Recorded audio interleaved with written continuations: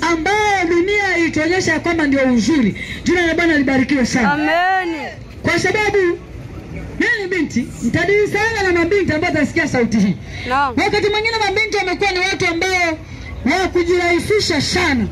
Kwa sababu pia dunia imewasafiria kwamba sasa kwa sababu yeye ni mweupe, ni mwembamba, una mwanya, ni mzuri, ni miss, utakiwa kufanya kazi yoyote, yani wewe unatakiwa utulie.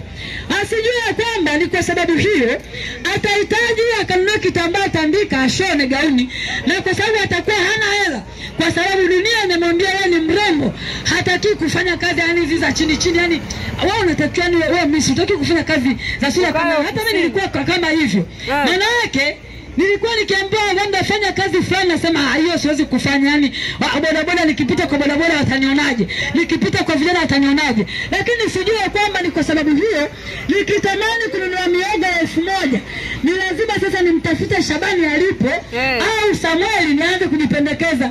Samueli, samani kakaangu, una 1000 hapo nikanunua hata miogo 1000. Ni kwa sababu hiyo Shabani au Samueli hata analao kukupa 1000 yake kila siku ya bure, ni lazima mbele ataingiza mazoea ambayo ataanza sasa rafiki yangu unaonaje basi baadaye tukutane pale sehemu fulani. Na wewe utakuwa ni rahisi kwa sababu unaona ameshakupa toilet yake twingi, umeshakula. Kwa hiyo ukikataa itakuwa ni sababu ya wewe kutokupata tena hela ya miogo kesho, ukihitaji miogo.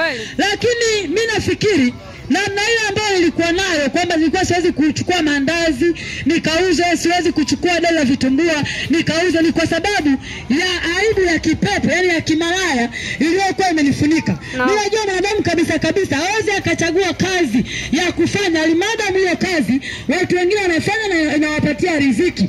Kwa hiyo ukiona leo mimi ibada na wokovu vimenisaidia, ninao uwezo wa kuchukua dela vitumbua nikazungusha nikapita katikati ya vijana, na vijana wananiheshimu, wananitaka na mtumishi na mchungaji. Sikuolewa na mchungaji wala sikuolewa na mtumishi, lakini aina yangu ya kuvaa, aina yangu ya kuongea, aina yangu ya kuishi imenitafsiri kwenye jamii mimi ni nani. Kwa watu wengi katika jamii zetu wao wanatamani kupata heshima, wao wanatamani kupewa heshima, lakini wasijue namna yao ya kuishi, namna yao ya kutenda ndio itakayowapa heshima au wadharauliwe. Jina la Bwana libarikiwe sana.